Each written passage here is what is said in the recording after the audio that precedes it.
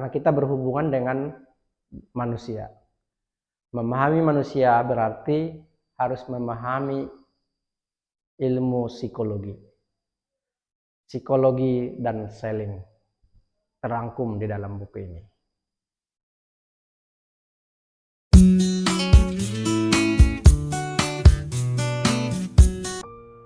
Sharing buku yang lu baca bersama saya, Bung Adi Siregar. Kali ini kita akan membahas sebuah buku yang sangat menarik menurut saya. Buku yang memberikan inspirasi karena ditulis oleh seorang penulis, seorang motivator, dan juga tentunya sebagai seorang motivator. Namanya Brian Tracy. Brian Tracy ini sudah hampir berusia 90 tahun, tapi masih tetap fit, produktif, dan masih kuat keliling dunia memberikan pencerahan kepada pelaku bisnis dan juga kalangan akademisi. Ini bukunya beliau tentang psikologi of selling. Ini bukunya. Buku ini menurut saya sangat berarti bagi teman-teman yang sedang menggeluti atau sedang memilih karir di bidang selling atau sales. Jadi buku ini memberikan banyak panduan kepada teman-teman yang baru memulai atau baru berkecimpung di bidang sales. Karena banyak sales ketika masuk di sektor ini atau di bidang ini, dia kebingungan mau ngapain. Knowledge-nya sangat terbatas. Buku ini akan memberikan cakrawala terhadap kita yang baru masuk di pekerjaan sales. Yang pertama disampaikan oleh Tracy, dan ini sebagai motivasi bagi kita yang bekerja di bidang sales ya. Jadi di dunia ini kalau Fortune itu menyebutkan 500 CEO itu berasal dari profesi seorang sales. Ini memang sangat bertolak belakang ya di negara kita atau di Indonesia pada umumnya. Pelaku usaha itu memandang sales itu sebagai bidang yang marginal. Biasanya digaji atau diberikan apresiasi itu sangat rendah. Padahal di negara-negara maju, terutama di Amerika, sales itu memiliki peranan atau porsi yang sangat penting di sebuah perusahaan. Makanya diberikan apresiasinya juga sangat besar. Kalau di kita biasanya cuma uang transport dan juga dikasih internship kalau goal gitu ya. Di Amerika beda, mereka memiliki peranan yang sangat besar dan sangat penting kedudukannya di perusahaan. Karena asumsinya kata Tracy ya, kalau sebuah perusahaan membuat sebuah produk atau sebuah inovasi, sementara tidak ada yang bisa melakukan penjualan atau selling, ya udah tamat itu inovasi, tamat itu produk. Makanya kata dia, posisi selling itu sangat penting peranannya dalam sebuah perusahaan. Mungkin di Indonesia mulai harus berpikir peranan sales ini mulai harus diperhitungkan. Selling ini kan tidak mudah dan boleh juga sulit juga sebenarnya kalau tahu ilmunya. Di buku Brian Tracy ini dia menyebutkan hal pertama yang dilakukan oleh seorang sales itu adalah memahami dulu aspek psikologis ya. Itu yang paling penting menurut Brian Tracy. Pertama dari sisi aspek sebagai seorang sales dan juga nanti sebagai seorang konsumen atau pembeli. Bagi seorang sales secara pribadi, kata Tracy, harus memahami, harus paham sebenarnya target atau obsesi dia apa, itu dulu. Kalau dia berkecimpung di dunia sales, dia harus paham orientasi dia mau apa, target dia apa, motivasi dia apa, itu yang penting kata Tracy dulu. Motivasinya apa dulu yang harus didefinisikan di awal. Itu yang pertama kata Tracy. Yang kedua, yang harus diketahui juga oleh sales yang baru masuk, itu adalah melawan ketakutan yang ada dalam pikirannya. Seorang sales, dan pada umumnya seorang sales ketika baru memulai karir di bidang sales, itu akan sangat takut dengan yang dinamakan dengan target. Yang namanya sales itu adalah pekerjaan yang memang target. Sebenarnya di dunia kerja ya semuanya ada targetnya, nggak ada yang nggak ada target. Cuman lagi-lagi ini terbawa dalam sebuah frame, sebuah alam bawah sadar yang menjadikan banyak orang itu takut menjadi sales karena target. Nah itu, dan target ini biasanya karena terjadi penolakan. Nah, sales juga takut atau sangat khawatir dengan penolakan. Kata Tracy, penolakan dalam dunia sales atau seorang sales itu hal yang biasa, hal yang lumrah. Orang ditolak ya udah biasa aja, kata Tracy. Dan itu bukan penolakan terhadap pribadi lu gitu kan. Penolakan itu karena bisa jadi dia tidak punya duit, bisa jadi penolakan itu karena memang barangnya tidak cocok dengan dia, atau memang belum saatnya dia membeli barang itu gitu. Makanya terjadi penolakan, dan ada banyak alasan terhadap penolakan itu. Dan kata Sally dan Tracy, nasihat dia, jangan sekali-kali takut dengan penolakan, dan penolakan itu sangat lumrah. Nah, kalau ini dari saya, kalau saya ya setiap kita atau setiap profesi itu memang ada titik-titik yang membuat kita takut.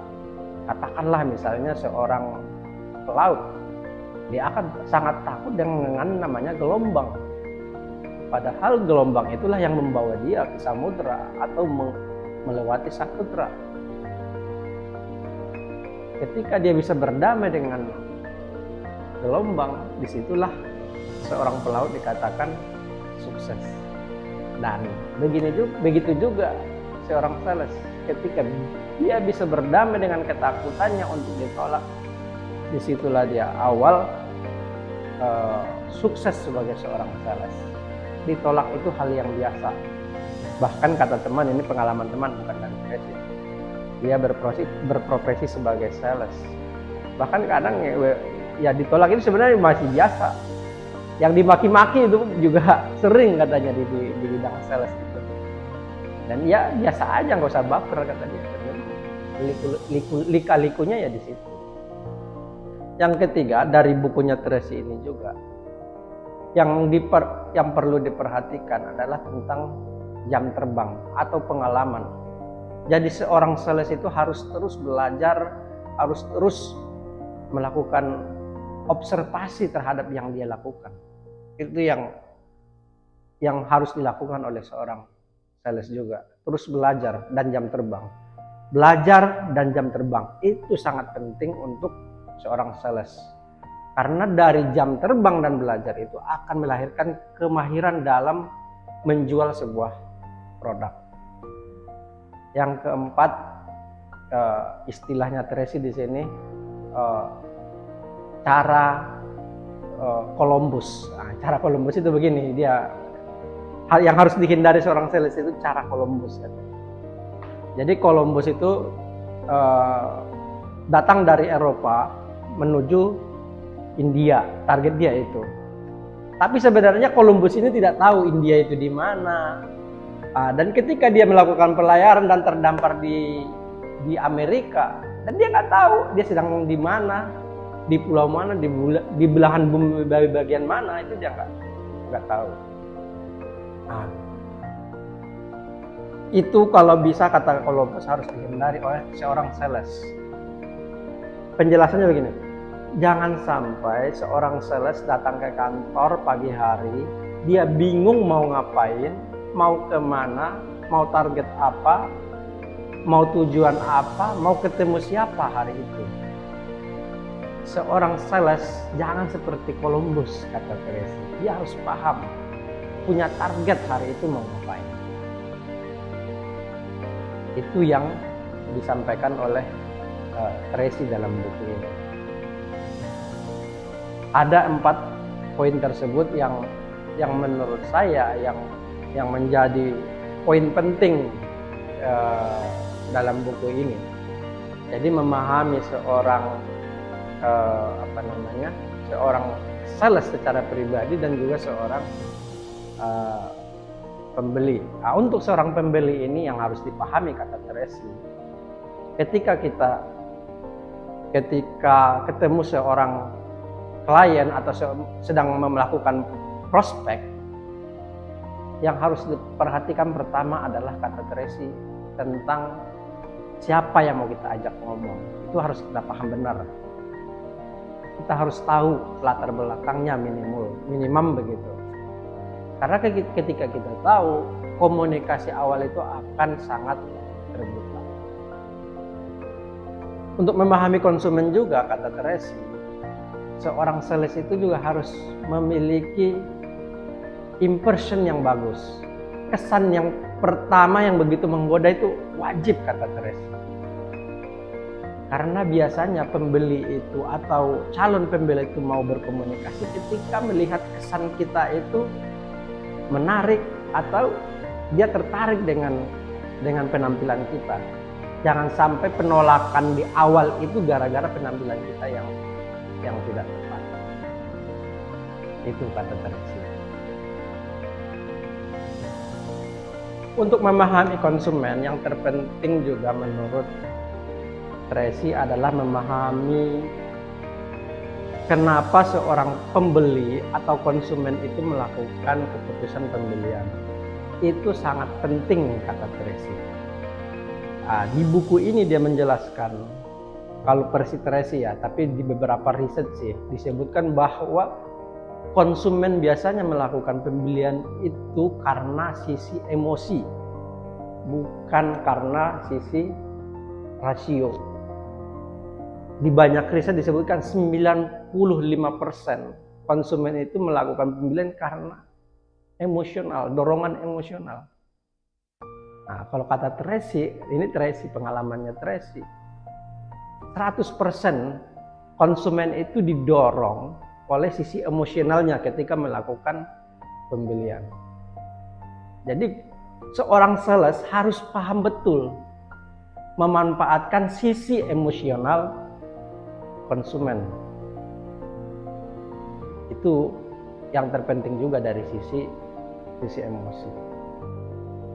Konsumen ketika dia melakukan pembelian itu ada 2 hal sebenarnya yang di dalam benaknya. Pertama, faktor ketakutan. Bisa takut karena akan telat membeli, bisa juga takut barang habis, atau takut ketinggalan, katakanlah kalau di dunia fashion takut ketinggalan mode. Jadi konsumen itu ada rasa sisi takut, dan ini harus dimanfaatkan benar oleh seorang sales.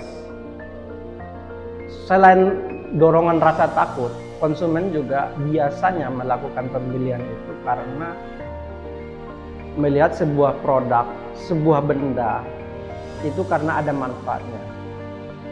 Jadi seorang konsumen itu akan selalu memikirkan manfaatnya bagi saya apa. Jadi 2 sisi ini, 2 hal ini harus menjadi perhatian seorang sales. Sisi manfaat dan juga sisi ketakutan seorang konsumen. Ini harus ada dalam frame seorang sales ketika dia melakukan sebuah pendekatan kepada seorang konsumen. Dan yang terakhir yang menurut saya menjadi perhatian kita juga di buku ini, tentang tipe-tipe kepribadian pembeli. Jadi di sini ada, kalau nggak salah ya, ada sekitar 5 disebutkan oleh Tracy ya, terkait dengan tipe kepribadian pembeli. Pertama, tipe apatis. Kalau model apatis ini biasanya kita kasih informasi sedetail mungkin, manfaatnya, dikasih diskon yang sebesar-besarnya pun dia akan menolak. Kata Tracy, tipe ini di masyarakat itu ada sekitar 5% dari kelompok konsumen. Nah, yang kedua, ada tipe aktualisasi diri. Ini juga jumlahnya kecil. Ini kebalikan dari yang pertama. Tipe aktualisasi diri. Konsumen yang seperti ini dia tahu dia mau beli apa, mau kapan, dan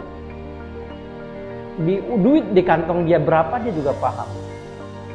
Jadi proses dia untuk melakukan keputusan pembelian itu tidak terlalu sulit dan tidak terlalu lama. Dia cepat mengambil keputusan. Ini pembeli aktualisasi diri. Yang ketiga, pembeli analitis. Ini jumlahnya lumayan besar, sekitar 25%. Tipe analitis ini dia lihat-lihat dulu, dia compare antara satu produk dengan yang lain, fiturnya apa, nanti purna jualnya kayak apa, itu dia akan lihat, dia akan cari secara mendalam. Ini yang ketiga. Yang keempat, tipe penghubung. Dia nggak punya daya beli orang ini, tapi dia punya jejaring untuk melakukan transaksi kepada orang lain. Ini tipe penghubung. Jadi kita sebagai seorang sales harus paham ada tipe-tipe yang seperti ini. Dia sih nggak bisa beli, tapi teman-temannya, rekan-rekannya, jejaringnya mampu beli, dan dia bisa memberikan rekomendasi.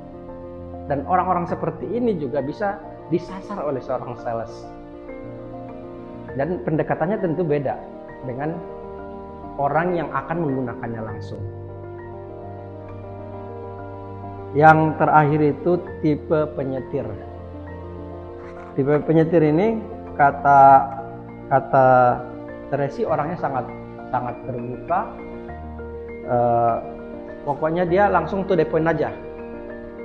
Tidak mau muter-muter. Prolognya jangan terlalu lama kalau ketemu tipe konsumen seperti ini. Langsung saja to the point. Jadi terlalu panjang prolog sangat tidak disukai oleh kelompok konsumen yang bernama pembeli penyetir. Oh iya, terakhir ada 6. Bukan 5, ada 6. Nah, ini yang terakhir, pembeli yang senang bersosialisasi. Ini biasanya ketika seorang sales menyapa, dia sangat open, senang disapa, senang berkomunikasi. Dan bisa jadi, dan seringkali tipe ini yang akan mendominasi pembicaraan. Dia akan bercerita tentang dirinya, bercerita tentang produk lain, pengalaman dia menggunakan produk lain, atau bisa jadi sangat bercerita tentang dia secara pribadi atau secara personal. Nah, ini seorang sales ya harus bersabar mendengarkan orang-orang seperti ini. Tapi biasanya dan biasanya ketika kita sudah masuk, sudah dia nyaman komunikasi dengan kita, biasanya akan lebih mudah untuk melakukan atau meyakinkan dia untuk membeli produk yang kita berikan. Buku ini